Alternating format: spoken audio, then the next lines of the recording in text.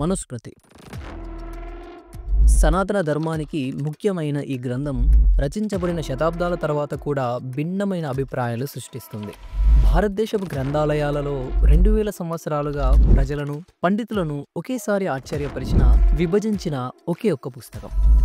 ఇది న్యాయానికి గొప్ప చట్టమా, లేక విభజనకు కారణమా, లేక భారతదేశపు ఎదుగుతున్న నాగరికతకు సరిగ్గా అర్థం చేసుకొని ఒక అద్దమా, లేదా బహుశా ఇది సంప్రదాయం, న్యాయం, సమానత్వం కోసం మన సమాజం చేసే శాశ్వత ప్రయత్నాన్ని ప్రతిబింబించే లోతైన బహుళ అంశాలు గల అద్దమా?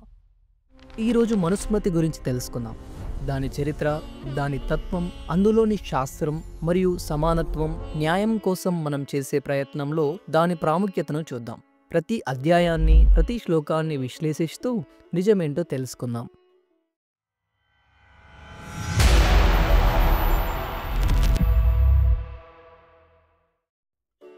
ముందుగా మనుస్మృతి అంటే ఏమిటి? దీనిని మనువు యొక్క చట్టాలు అని కూడా అంటారు. ఇది మానవాళికి సంబంధించిన అత్యంత పురాతనమైన, వివరణాత్మకమైన నైతిక, సామాజిక ప్రవర్తన నియమావళిలో ఒకటి. మానవ ధర్మశాస్త్రం అని కూడా పిలువబడే మనుస్మృతి సామాజిక, ఆధ్యాత్మిక ప్రవర్తనకు సంబంధించిన ప్రపంచంలోనే అతి పురాతనమైన నియమావళిలో ఒకటి. ఇది వేదాల తర్వాత వచ్చిన తొలి గ్రంథాలలో ఒకటిగా నిలుస్తుంది. క్రీస్తు పూర్వం 200 మరియు క్రీస్తు శకం 200 మధ్య ఇది సంకలనం చేయబడిందని చెప్తారు. విభిన్న సంస్కృతులు, ఆచారాలు గల విశాలమైన భూమిలో న్యాయాన్ని, క్రమాన్ని తీసుకురావడానికి ఇది చేసిన ప్రయత్నం. ఇది ధర్మం, విశ్వ, నైతిక, చట్టపరమైన క్రమాన్ని నిర్వహించే సూత్రం కోసం స్త్రీ పురుషులు, రాజులు, ప్రజలు, వృద్ధులు, యువకుల బాధ్యతలను వివరిస్తుంది. ఇది 12 అధ్యాయాలుగా విభజించబడింది మరియు 2600 కంటే ఎక్కువ శ్లోకాలను కలిగి ఉంది. ఈ గ్రంథం మొదట్లో కఠినమైన ఆదేశాలతో కాకుండా మార్గదర్శకత్వం కోరుతూ ఋషులు చేసిన సంభాషణగా మొదలవుతుంది. గొప్ప ఋషులు మనువును సమీపించి సమాజాన్ని నిలబెట్టే చట్టాలను అడుగుతారు. మనుమేకాగ్రమాసీనం అభిగమ్య మహర్షభః ప్రతిపూజ్య యథాన్యాయమిదం వచనమబ్రువన్. దీని అర్థం, గొప్ప ఋషులందరూ కలిసి మనువుని సమీపించి మానవ ప్రవర్తనకు సంబంధించిన చట్టాలను వివరించమని కోరారు. ఓ దైవమా, ప్రధానమైన 4 వర్ణాల మరియు మధ్యస్థ వర్ణాల పవిత్ర చట్టాలను మాకు తెలియజేసే క్రమాన్ని ప్రకటించండి అని అడిగారు. ఇది కేవలం వ్యక్తిగత అభిప్రాయంగా కాకుండా మొత్తం సమాజానికి జ్ఞానాన్ని అందించే సామూహిక ఆధ్యాత్మిక పరిశోధనగా అధికారాన్ని కోరుతుంది. మనం లోతుగా తెలుసుకునే ముందు ఈ ప్రాచీన జ్ఞానం మీకు నచ్చితే దయచేసి ఈ వీడియోను లైక్ చేయండి. ఇలాంటి మరిన్ని వీడియోల కోసం మా ఛానల్ని సబ్స్క్రైబ్ చేయండి. మా ఛానల్లో ఫ్యూచర్లో వచ్చే వీడియోస్ అప్డేట్స్ కోసం నోటిఫికేషన్ బెల్ని ఆన్లో ఉంచుకోండి. చాలామంది అనుకున్నట్లు మనుస్మృతి కేవలం చట్టాల పట్టిక కాదు. ఇది విశ్వసత్యంతో ప్రారంభమవుతుంది. సామాజిక నియమాలకు ముందు మనుస్మృతి విశ్వం ఎలా సృష్టించబడిందో వివరిస్తుంది. ప్రతి ఒక్కరూ ఒకే మూలం నుండి వచ్చారు. ప్రభవః సర్వభూతానాం, అన్ని జీవుల మూలం ఒక్కటే. మనువు ఈ విశ్వం ఒకే ఆత్మ నుండి ఎలా సృష్టించబడిందో మరియు క్రమం, దాని ధర్మం విశ్వాన్ని, సమాజాన్ని ఎలా నిర్వహిస్తుందో వివరిస్తాడు. ఈ విశ్వం పవిత్రమైనది మరియు అన్ని జీవులు ఒకే సారాన్ని కలిగి ఉన్నాయి. ఈ విషయం ఋగ్వేదంలోని పురుష సూక్తాన్ని పోలి ఉంటుంది. ఇక్కడ అన్ని వర్ణాలు ఒకే విశ్వ పురుషుని నుంచి వచ్చాయని చెప్పబడుతుంది. ఈ సూక్తం అర్థం ఏమిటంటే, బ్రాహ్మణుడు అతని ముఖం నుండి, క్షత్రియుడు అతని చేతుల నుండి, వైశ్యుడు అతని తొడల నుండి మరియు అతని పాదాల నుండి శూద్రుడు జన్మించాడు. ఇవి ఉన్నత, తక్కువ జనాన్ని కాకుండా విధులను మాత్రమే సూచిస్తాయి. ప్రతిదీ విశ్వ సమాజంలో ముఖ్యమైన పాత్రను పోషిస్తుంది. ఈ వైదిక శ్లోకాన్ని తరచుగా తప్పుగా అర్థం చేసుకుంటారు. ప్రాచీన వ్యాఖ్యానాలు అన్నీ ఒకే పురుషుని నుండి వచ్చాయని చెబుతున్నాయి. అంటే భిన్నత్వంలో ఏకత్వం, హోదాలో తేడా లేదు. లోతుగా చూస్తే ధర్మం విశ్వవ్యాప్తం అనే సందేశం స్పష్టంగా ఉంది. ధర్మం మనుస్మృతికి గుండె వంటిది. సారాంశంలో మనుస్మృతి ధర్మాన్ని, విశ్వక్రమాన్ని స్థాపించాలని కోరుకుంటుంది. మనువు వివరించిన ధర్మం కేవలం చట్టం కంటే ఎక్కువ. ఇది విశ్వక్రమం యొక్క లయ. ఇది 10 ధర్మ లక్షణాల ద్వారా ధర్మాన్ని నిర్వచిస్తుంది. ధృతిక్షమా దమోస్తేయం శౌచమింద్రియ నిగ్రహ నిర్విద్య సత్యమక్రోధో దశకం ధర్మలక్షణం. ఇవి ధర్మం యొక్క లక్షణాలు. మనుస్మృతి పెంచుకోవాల్సిన సద్గుణాల యొక్క జాబితా కూడా ఇస్తుంది. ఈ శ్లోకంలో అహింస, సత్యం పలకడం అందరూ ఎల్లప్పుడూ పాటించవలసిన నియమాలు అని చెప్పబడింది. ఈ స్ఫూర్తి బృహదారణ్యక ఉపనిషత్తుతో సరిపోలుతుంది. ఈ ఉపనిషత్తు యొక్క అర్థం ఏంటంటే ధర్మం రాజులకే రాజు, ధర్మం మాత్రమే సమాజాన్ని నిలబెడుతుంది. మరియు మహాభారతం శాంతి పర్వం ధర్మో రక్షతి రక్షితః, ధర్మాన్ని రక్షించే వారిని ధర్మమే రక్షిస్తుంది అని చెప్తుంది. ధర్మాన్ని ఏది నిర్ణయిస్తుంది? కేవలం మనువు కాదు, దైవిక జ్ఞానం, సామాజిక జ్ఞానం యొక్క కలయిక ధర్మం. వేదాస్మృతి సదాచారః స్వస్య చ ప్రియమాత్మనః ఏతచ్చతుర్విధం ప్రాహుః సంజ్ఞా ధర్మస్య లక్షణం. వేదం, స్మృతి, మంచి ఆచారం మరియు తన సొంత ఆత్మకు నచ్చినది, ఈ 4 మాత్రమే ధర్మాన్ని నిర్వచిస్తాయి.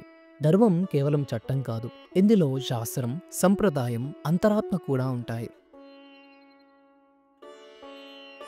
వర్ణం మారుతుందా లేక స్థిరంగా ఉంటుందా?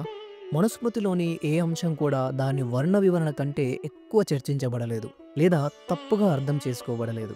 సమాజంలోని 4 రకాల క్రమం అంటే బ్రాహ్మణ, క్షత్రియ, వైశ్య, శూద్ర.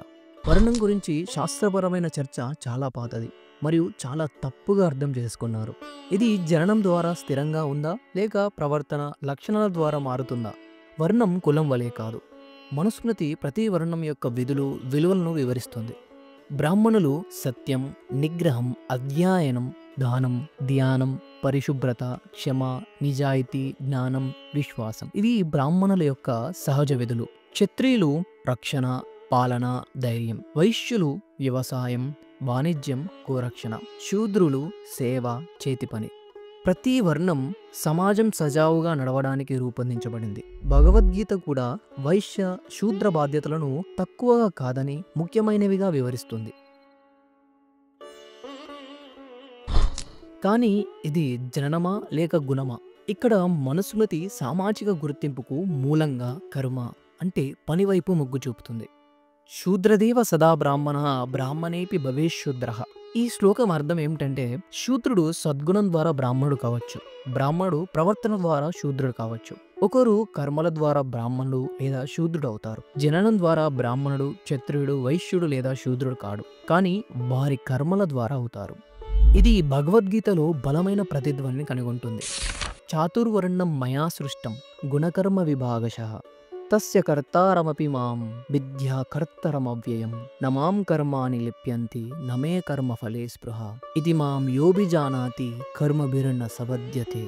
సమాజంలోని 4 విభాగాలు నా చేత ప్రజల గుణాలను మరియు కర్మలను అనుసరించి సృష్టించబడ్డాయి. నేను దాని సృష్టికర్త అయినప్పటికీ నన్ను శాశ్వతుడినిగా కర్తను కాదని తెలుసుకో. ఇది కర్మ అంటే పని, గుణం అంటే లక్షణం, జననం కాదు. మనువు ఈ అంశాన్ని బలపరుస్తాడు. జననం ద్వారా ఎవరు ఉన్నతులు లేదా తక్కువ కాదు. సమాజపు పాత్రలు సామాజిక సామరస్యం కోసం మాత్రమే. ఉపనిషత్తులు మరియు ఇతర గ్రంథాలలో సమానత్వం నిజమైన జ్ఞానం సామాజిక వర్గాలకు అతీతంగా చూస్తుంది. విద్యా వినయ సంపన్నే బ్రాహ్మణే గవిహస్తని శునిచయ శ్వాపకే చ పండితః సమదర్శినః. విద్య వినయంతో కూడిన బ్రాహ్మణుడిని, ఆవును, ఏనుగుని, శునకాన్ని మరియు శునక మాంసం తినేవాడిని జ్ఞానులు సమదృష్టితో చూస్తారు. అన్ని సంప్రదాయాలలో ఇదే పదే పదే చెప్పబడింది. ధర్మం యొక్క సారాంశం అన్ని జీవులలోనూ ఆ ఒకే మూలాన్ని చూడటం. బ్రాహ్మణుడు ఎవరు అనే దానికి అర్థం చెప్పబడింది. బ్రహ్మం యొక్క ప్రత్యక్ష అనుభూతిని పొందినవాడు బ్రాహ్మణుడు. జననం, జ్ఞానం లేదా కుటుంబం కారణంగా కాదు. కాబట్టి జననం కాదు, ధర్మమే నిజమైన కొలమానమని అనేక ప్రాచీన మూలాలు చెబుతున్నాయి. మూలంలో సమానత్వం మరియు సాధించే అవకాశంలో సమానత్వం ప్రాచీన గ్రంథాలలో ఉన్నాయి. వర్ణం వాస్తవానికి పాత్రను మాత్రమే సూచించేది, స్థిరమైన కులాన్ని కాదు. సమాజం తరువాత దానిని జాతి మరియు హోదాగా మార్చి భ్రష్టు పట్టించింది. నిజాయితీగా చెప్పాలంటే శతాబ్దాలుగా మనుస్మృతిలోని సామాజిక నియమాలు శక్తిమంతులచే తరచుగా దుర్వినియోగం చేయబడ్డాయి. కులం కఠినంగా మారింది, కర్మ ఆధారిత వర్ణం యొక్క ఆశ మసకబారింది. మనుస్మృతి నిజంగా స్త్రీ వ్యతిరేకమా? కొంతవరకు లేదు. ఈ ద్వంద్వత్వం ముఖ్యమైనది. ఆధ్యాత్మిక సమానత్వం పదే పదే ధృవీకరించబడింది. సామాజిక అసమానత తరువాతి వ్యాఖ్యాతలచే సంస్థాగతీకరించబడింది. పితా రక్షతి కౌమారే భర్తా రక్షతి యౌవనే రక్షంతి స్థావిరే పుత్ర న స్త్రీ స్వతంత్రమర్హతి. స్త్రీ బాల్యంలో తండ్రిచే, యవ్వనంలో భర్తచే, వృద్ధాప్యంలో కుమారునిచే రక్షించబడుతుంది. స్త్రీ స్వతంత్రంగా వ్యవహరించకూడదు. ఇది పాత సామాజిక వాస్తవాలను ప్రతిబింబిస్తుంది, సంపూర్ణ అణిచివేతను కాదు. ఇంకో శ్లోకంలో ఎత్ర నార్యస్తు పూజ్యంతే తత్ర రమంతే దేవత, ఎత్రైస్తాస్తు న పూజ్యంతే సర్వాస్తత్ర ఫలాక్రియ. ఈ శ్లోకం అర్థం ఏంటంటే, ఎక్కడ స్త్రీలు గౌరవించబడతారో అక్కడ దేవతలు సంతోషిస్తారు. స్త్రీలకు వెలివేయబడిన వారికి ఆతిథ్యం, స్వేచ్ఛ, కరుణ కూడా గ్రంథాల్లో ఉన్నాయి. మనుస్మృతి కుమారులను తమ తల్లులను గౌరవించమని ఆజ్ఞాపిస్తుంది. భార్యను గృహస్థుని జీవితంలో కేంద్రంగా ఉంచుతుంది. స్త్రీలకు ఆస్తి హక్కులు, వారసత్వం, బహుమతులు, వివాహ ఆస్తులు మనుస్మృతిలోని 9వ అధ్యాయంలో వివరించబడ్డాయి. తర్వాతి కాలంలో పితృస్వామ్యం వైపు గ్రంథాలు వచ్చాయి. ఉదాహరణకు ఋగ్వేదంలో మీ మామగారికి, అత్తగారికి, భర్తకు సామ్రాజ్ఞిగా ఉండండి అని దీని అర్థం. ఉపనిషత్తులు గౌరవనీయమైన మహిళా ఋషులను, తత్వవేత్తలను పేర్కొన్నాయి. ఆచరణలో న్యాయం, శిక్ష మరియు దయ, మనువు చెప్పిన శిక్షలు అన్యాయంగా చెప్పబడినవి సామాజిక సామరస్యాన్ని నిర్వహించడానికి ఉద్దేశించబడ్డాయి. శిక్ష మనువు చెప్పినట్లుగా నేరం చేసిన వ్యక్తి పరిస్థితి రెండిటిని ప్రతిబింబించాలి. రాజు విధులకు అనుగుణంగా చట్టాన్ని అమలు చేయాలి, తన ఇష్టం వచ్చినట్లు కాదు అని మనుస్మృతి చెప్తుంది. క్షమ, అంతర్గత మార్పు ముఖ్యమైన అంశాలు. ప్రాయశ్చిత్తం తప్పు చేసిన వారి కోసం కేవలం శిక్ష మాత్రమే కాదు, శుద్ధి కోసం ఆచారాలు, ప్రాయశ్చిత్తాలు సూచించబడ్డాయి. వీటి ద్వారా మనువు చెప్పినట్లుగా ఒకరు పవిత్రతను తిరిగి పొందగలుగుతారు. ఏ పాపము అంతిమం కాదు. ఆధ్యాత్మిక ప్రయత్నం, పశ్చాత్తాపం, ధర్మబద్ధమైన చర్య ఒకరి స్థానాన్ని పునరుద్ధరిస్తాయి. కానీ ప్రతి సంప్రదాయం నుండి వచ్చిన ఆధ్యాత్మిక నాయకులు దీనిని ప్రశ్నిస్తూనే ఉంటారు. బుద్ధుని నుండి గురునానక్ వరకు, కబీర్ నుండి గాంధీ వరకు, వివేకానంద నుండి అంబేద్కర్ వరకు వారందరూ సమానత్వం యొక్క స్ఫూర్తిని కోరారు, కానీ దానిని వక్రీకరించడానికి కాదు. బుద్ధుడు జననం ద్వారా ఎవరు వెలివేయబడిన వ్యక్తి కాదు, జననం ద్వారా ఎవరు బ్రాహ్మణుడు కాదు, కానీ కర్మల ద్వారా ఒకరు వెలివేయబడిన వ్యక్తి మరియు కర్మల ద్వారానే ఒకరు బ్రాహ్మణుడు అవుతారని చెప్పాడు. వివేకానందుడు కులాన్ని బోధించడం మన శాస్త్రాలకు మరియు మన మతానికి విరుద్ధమని చెప్పాడు. ఆదిశంకరాచార్యులు బ్రహ్మమును తెలిసినవాడు అతను చండాలుడైనప్పటికీ నా గురువు అవుతాడని చెప్పాడు.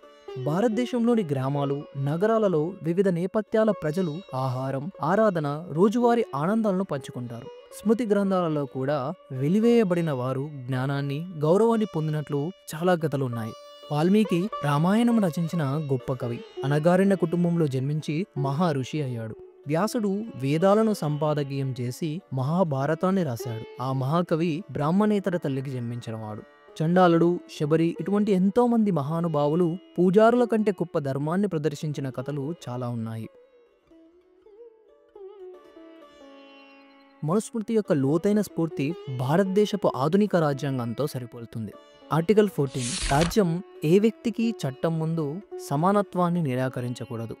మతం, జాతి, కులం, లింగం లేదా జన్మస్థలం ఆధారంగా వివక్ష చూపకూడదు అని చెప్తుంది. ఈ ఆధునిక దృష్టి ప్రాచీన ధర్మంలో అత్యున్నతమైన దాన్ని నెరవేరుస్తుంది. విశ్వన్యాయం, గౌరవం, సరైన చర్య. ఈ దృష్టి ప్రాచీన ఉపనిషత్తుల సమత్వం, అందరిలో ఏకత్వం అనే ఆలోచనలతో సరిపోతుంది. జీవితంలో ఏది ముఖ్యం? పేర్లు లేక జీవించిన అనుభవం? మన నిజమైన విలువ వారసత్వంగా వచ్చింది కాదు, ఇది కరుణ, సమగ్రత, ధైర్యం వంటి సద్గుణాలను జీవించడం ద్వారా సాధించబడింది. ధర్మం యొక్క అంతిమ కొలమానం ఏమిటంటే ఏనాత్మ ప్రీత్యతే సధర్మ, ఏనాత్మ అప్రియతే స అధర్మ. ఏది ఆత్మను సంతోషపెడుతుందో అదే ధర్మం, ఏది బాధను కలిగిస్తుందో అదే అధర్మం. ధర్మం పరిణామం చెందగలదా? సమాజం మేల్కొన్నప్పుడు ధర్మం మారుతుంది. పురాణాలు కలియుగాన్ని అసలు ధర్మం మరుగున పడిన సమయంగా చెప్తాయి. అయినప్పటికీ ప్రతి యుగంలో సంస్కర్తలు పుడతారు. నేడు మనం మనుస్మృతి నుండి ఏం నేర్చుకోవచ్చు? న్యాయం కులం నుండి కాదు, వ్యక్తిత్వం నుండి వస్తుంది. లింగ సమానత్వం సమాజాన్ని శక్తివంతం చేసి దేవతలను సంతోషపెడుతుంది. చట్టం శక్తికి కాదు, కరుణకు సేవ చేయాలి. ప్రతి వ్యక్తి యొక్క స్వధర్మం ప్రత్యేకమైనది. హృదయం మాత్రమే దాని అత్యున్నత పిలుపును తెలుసుకుంటుంది. మనుస్మృతి అన్ని ప్రాచీన గ్రంథాల మాదిరిగానే ఒక మిశ్రమం. విశ్వతత్వం, నీతి, చట్టం మరియు కొన్నిసార్లు పక్షపాతం. ఇది సిద్ధాంతంగా కాకుండా న్యాయమైన సమాజం కోసం సుదీర్ఘంగా చేసిన ప్రయత్నంలో భాగంగా చదవబడాలి. మనుస్మృతి యొక్క నిజమైన వారసత్వం మనం పక్షపాతాలను పక్కనబెట్టి ధర్మం యొక్క హృదయంపై దృష్టి పెట్టినప్పుడు మనుస్మృతి యొక్క వారసత్వం వివక్ష కాదు, కానీ ఉన్నతమైన సాక్షాత్కారానికి అవకాశం. నిజమైన ధర్మం సమత్వం, సమానంగా చూడటం. అందుకే ఉపనిషత్తులు తత్వమసి, నీవే అది అని చెప్తాయి. అందరూ ఒకే దైవత్వం యొక్క వ్యక్తీకరణలు. ధర్మ ఏవ హతో హంతి, ధర్మో రక్షిత రక్షిత, తస్మాత్ ధర్మో న హంతవ్యో మానో ధర్మో హతో వదేత్. ధర్మం నాశనం చేయబడితే అది నాశనం చేస్తుంది, ధర్మం రక్షించబడితే అది మనల్ని రక్షిస్తుంది. కాబట్టి ధర్మాన్ని రక్షించండి, అప్పుడే ధర్మం మిమ్మల్ని రక్షిస్తుంది. మనుస్మృతి కేవలం ఒక గ్రంథం కాదు, ఇది ఒక అద్దం. మన పురోగతిని, మన వైఫల్యాలను, మన ఎదుగుదలను, మన పక్షపాతాలను ప్రతిబింబిస్తుంది. జననం యొక్క యాదృచ్ఛిక అంశాలు కాకుండా వ్యక్తిత్వం యొక్క విజయమే మనల్ని నిర్వచించే ప్రపంచాన్ని నిర్మించుకుందాం. మన ధర్మాన్ని కరుణ, సత్యం, అంతర్గత కాంతి మార్గనిర్దేశకం చేయాలి. ధర్మ ఏవ ఆత్మ, ధర్మమే ఆత్మ. ధర్మం గుణకర్మస్య, ధర్మం గుణం కర్మల నుండి వస్తుంది. న్యాయం, సమానత్వం, జ్ఞానం మాత్రమే మనల్ని నిర్వచించే ప్రపంచాన్ని మనం నిర్మించుకుందాం. మీరు ఈ ప్రాచీన జ్ఞానం యొక్క నిజమైన స్ఫూర్తిని నమ్మితే దయచేసి ఈ వీడియోను లైక్ చేయండి మరియు మీ ఫ్రెండ్స్ అండ్ ఫ్యామిలీకి షేర్ చేయండి. మనుస్మృతి లేదా ధర్మం గురించి మీ ఆలోచనలు, ప్రశ్నలు ఏమున్నా మాకు కామెంట్లో తెలియజేయండి. ప్రతి సంభాషణ మన సమాజాన్ని ముందుకు నడిపిస్తుంది. మరియు మనుస్మృతి వంటి గ్రంథాల గురించి మరింత లోతైన నిష్పక్షపాత విశ్లేషణల కోసం తప్పకుండా మా ఛానల్ని సబ్స్క్రైబ్ చేసుకోండి. మా ఛానల్లో వచ్చే అప్డేట్స్ కోసం నోటిఫికేషన్ బెల్ని ఆన్లో ఉంచుకోండి.